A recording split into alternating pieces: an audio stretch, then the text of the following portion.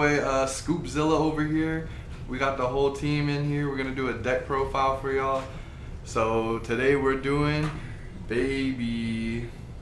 So this deck's been nasty. If you go to locals, you've definitely seen it around. So this is gonna be our take on it. But hey, remember before we start, if this is your first time, please like and subscribe. Go ahead and comment what you would like to see us make on videos in the future, and we'll just go ahead and get right started. So he's pretty generic on the front, except obviously right as soon as you start the game, you get to go ahead and just play this straight from your deck.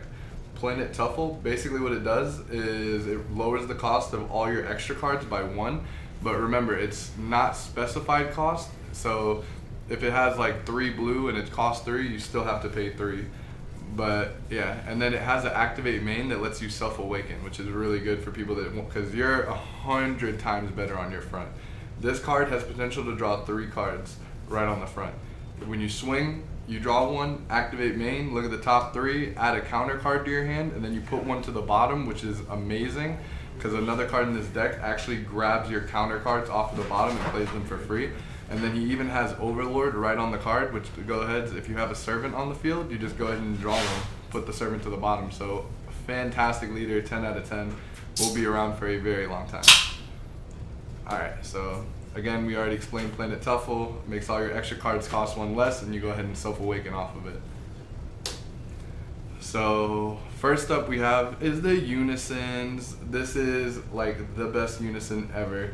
Getting rid of him is going to be like nearly impossible. I personally only run 3 in my build because I feel like it's just perfect. By turn 3 I'm going to see him, you know, and you don't really have to put Unisons under him because I mean, turn 1, he's going to be at 5 Unisons already, so if they want to swing at him, that's amazing for you. You just survived a whole turn and didn't probably take a single life, I bet, you know? So, and then he's just going to draw you 1 every turn, which is just amazing. And his -5 in this deck is insane, because you go ahead and you get your counter plays for 2 cards instead of paying any energy. And you're going to have a pretty big hand in this deck. And it even gives your leader plus 15 in double strike to help close out games. So again, I run 3 of these. Next up, we run 2 of this for more of your little swarmier decks.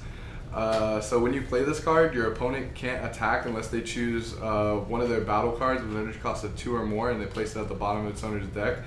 Do not activate the -2 when you summon this guy unless they have like Jesus on the field and you really need to get rid of it. Let them kill their cards themselves. After turn 2, when the auto goes away, then you can -2, but just literally get the -1 turn 1 if you want to do anything.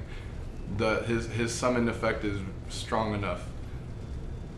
And then of course we run these guys, but we only run 2 just because his counterplay skill is amazing, but you got to remember when you activate his counterplay, you can't activate counterplay anymore, and this is a huge counterplay deck. We're going to negate their attacks, we're going to stop their counterplays, so this guy kind of nerfs ourselves, and we don't like to run cards that nerf us, so that's why I put him at 2. Next up we have Bulma, Baby's Minion. She's another counterplay, amazing because she has Servant. Remember, Servant, as soon as it hits the field, it's a 1500. So if they try to counterplay with anything that says -10, she lives. Alright, and then she bounces anything with an energy cost of 1. Not really that good, but it's nice just to make your opponent have to pay another energy to summon the same card out. So it's a little annoying. I like it. It's a tech card. Then we got Bulla, Baby's Minion. Hold up, let me get that Gucci stamp one out for you there, pre-release. Alright, so she's just your generic, she only costs 1 thanks to our field spell, so she counter-attack, negate the attack, play this card, and then she has Servant. So just a 15k beat stick that lets you, when you're awakened, you get to draw 1. So she is a mandatory 4 just because we love our negates. And we run 3 Baby Diabolic Parasite. He's just an amazing counterplay. Honestly, I try to run as little Overlord in this deck as possible because it's going to be hard for you to keep servants on the field anyway, so like your leader is really the only Overlord you need, maybe like 1 more just for in case. But yeah, I really just run him for the counterplay because he bounces anything 4 or less for basically 1 energy. So he's a 3 of. Then we run two more actually only one. The Sun Goten. He is another counterplay for 4, but he actually costs 2, but because he's a servant, so makes it way worth it to pay that extra energy to get a draw. And then we run 2 of this guy. He's the blue topo that you only pay 2 for in this deck because of our field. He's a servant also, so yeah. You swing with him, bounce him. He's a 25k beat stick, which is amazing for getting rid of big stuff. Then we run 3 of this guy. He's from Draftbox, so maybe a little hard to get your hands on, but he's amazing. He is literally a free play essentially because you pay 1 and then he untaps 1, and then you have a 15k beat stick, so amazing. Must have 3. This guy, another Vegeta Ready to Rumble. He's a blocker for 3 in this deck that says anytime your opponent swings, they literally have to drop an energy. And that's every time they swing, just letting you know. So that's a 2 of. And the soul of the deck, we have Baby the Saiyan Slayer.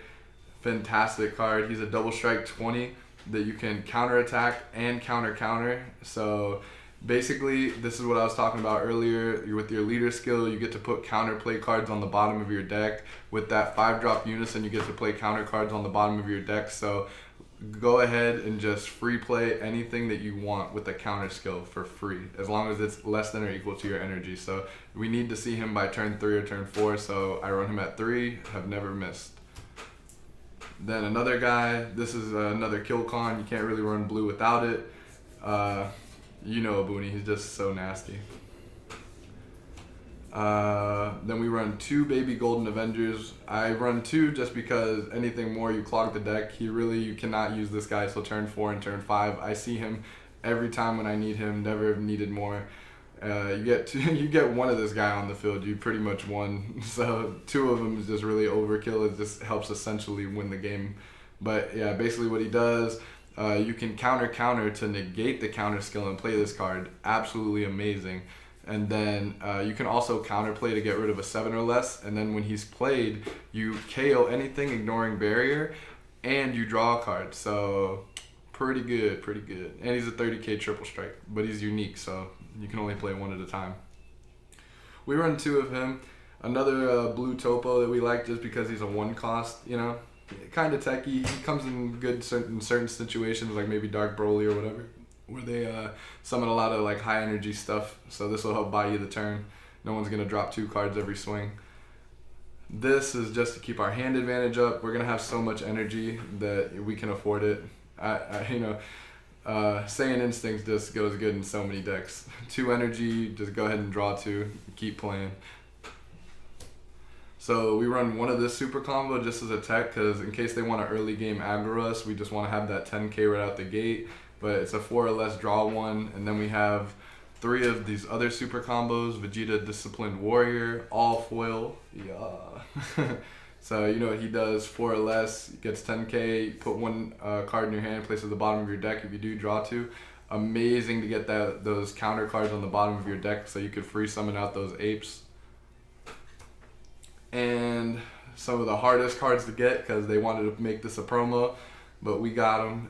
Revenge Big Bang Attack, only good in this deck because you have to have a blue baby card.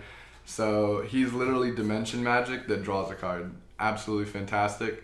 But we still have to run D-Magic in this deck just in case because of sparking. Run a little Tech of Sensu Bean if they want to like go wide and we aren't able to control it. It's really rare that I'm using it offensively. It's definitely more of a defensive card as this metas have gone by. This is actually our aggro card. I think everyone should actually run these IARs. It's a 1 card 15k combo. They have it for every color. This definitely helps turn the tide against like cards that are like 30k beaters and stuff. Just literally run them right through. And then you're going to draw a card, which is fantastic. I use this guy aggro. Defensive maybe, but almost always aggro. Then of course we have to run D-Magic. What blue deck would it be without D-Magic? You know what it does, sparking 5, you untap 2, or if you want, negate the attack and just untap 1, or 1 extra, 4 of. And here comes our secret rares. This deck actually runs 3. So this is the Baby Hatch.